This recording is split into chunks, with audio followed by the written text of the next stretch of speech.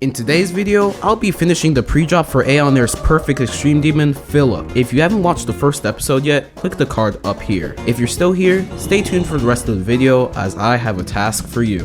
The moment I entered the editor, I already knew exactly what I wanted to do. You see, considering the second part of the level also shares the same segment of the song with the first, all that I thought I should do is create something very similar to what I previously made just to make things easier. What I planned to do was pick up the intensity of the cold feeling without making it overly glow or effect heavy. Before I began, I already had most of my pulses set out, so I was free to immediately start. For the structuring, I didn't want something overly complicated that took a lot of time to make copies of, kind of like this first part, so I did some outlines that were similar to this part that I made for one of my solos. I also added touches from the block designs I had created previously, and I'd say that's a job well done. I personally like this structuring more than what I had first created, since there's more variance in how the edges of the blocks look. After adding black lines and figuring out what I should do for the spikes, I was lost for ideas, to be honest. I wanted to use similar blocks for the base while still keeping them a bit different, but this just didn't work at all.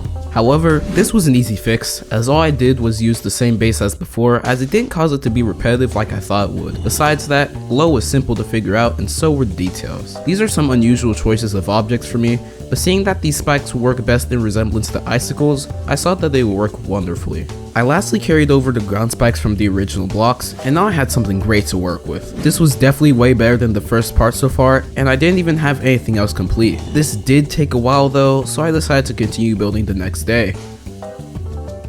Now, as a surprise to no one, the moment I opened GD, something already went horribly wrong. For some unknown reason, I was randomly signed out of the game without saving my progress from the previous night. Fortunately, my last save still had the first part in it, but all of the decoration and gameplay that I had made for the following section was, well, wiped from existence. I wasn't going to mourn over this loss though, as I'm on a schedule. Despite the loss in progress, I spent an hour recreating the entire design block for block. I didn't bother with the pulses and gameplay again since I was too demotivated, so that's pretty much what I did for the day.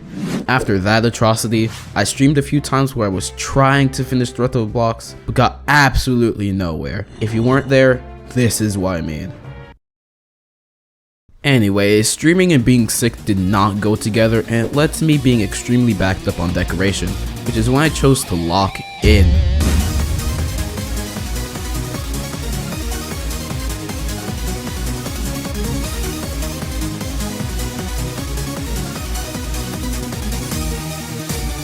All of the blocks and air decoration were finally done, but there was still a lot I had to do. One of the things I was mainly concerned with was the movements, and while I wasn't planning for them to be too complex, the amount of structures there was to complete was pretty intimidating. Of course, large amounts of structures also come with a large amount of objects. Due to the huge amount of glow I had used for the jagged pillars, it skyrocketed the object count to one I have never reached before.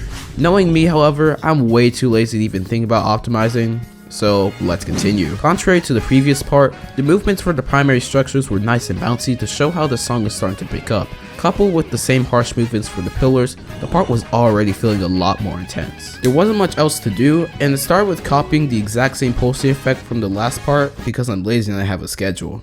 With that out of the way, this part still looked pretty boring for how much the song started progressing. Because I couldn't just add more pulses or movements in any way, I thought my best bet would be to make an overlay using these spinny objects at very high speeds, sort of how a blizzard would appear. And finally, the part is done! But you're probably still wondering what the task was, weren't you? Well, we need to get Aeon to react to this on stream. Share this within his community any way you can and tell him directly about this series on his Twitch when he's live. Catch ya in the next one.